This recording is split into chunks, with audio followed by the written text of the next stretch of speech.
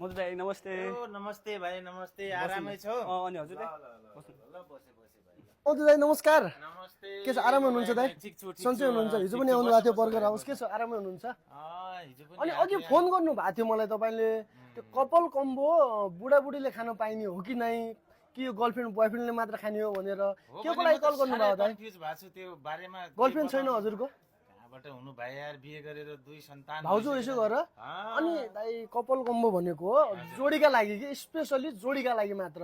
जोडी भने girlfriend boyfriend मात्र होइन कि बुढा बुढीका लागि पनि हो। यस्तो स्पेसल छ दाइ।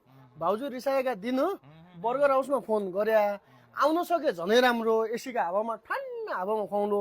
यदि आउन नसक्यो भने फ्री होम डेलिभरी छ हाम्रो। अनि त्यो रेड सेट कस्तो छ भाइ? रेट दाइ रेट मलाई अघि पनि भन्नुहुन्थ्यो त्यो भाइ सिसा लगाएका छन्, महँगा छन्, बुढी चिप्ली ओली भन्दा त्यहाँ तसो केही छैन दाइ। मात्र 1000 रुपियाँमा कपालहरूको लागि कपाल कम्बो, जोडीहरूको लागि जोडी कम्बो।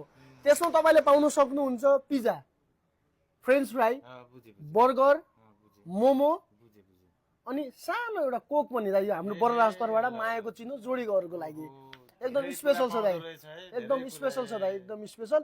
अनि अस्ति तपाईँले त्यो ऊ पनि भन्नुभएको थियो मलाई, सायद त्यो कोदाको धुलो कहाँबाट आउँछ, कोदाको मोमोको लागि भन्नुभएको थियो। त्यो धुलो चाहिँ हाम्रो डडेलधुराबाट आउँछ दाइ, अजमेरु गुराउलीबाट आउँछ दाइ। एकदम यस्तो स्पेसल छ, मिठो छ दाइ, मिठो। अनि त्यो तपाईँ कपाल कम्बोमा कोदाको मोमो पनि हाल्न मिल्छ हामीले। हजुर हजुर दाइ।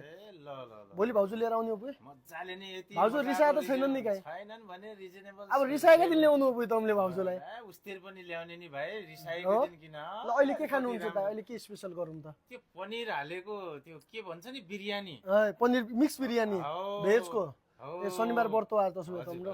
ए हुन्छ ल, म वेटरलाई भनिदिइहाल्नु है। ल थ्याङ्क यू सो मच भाइ। ल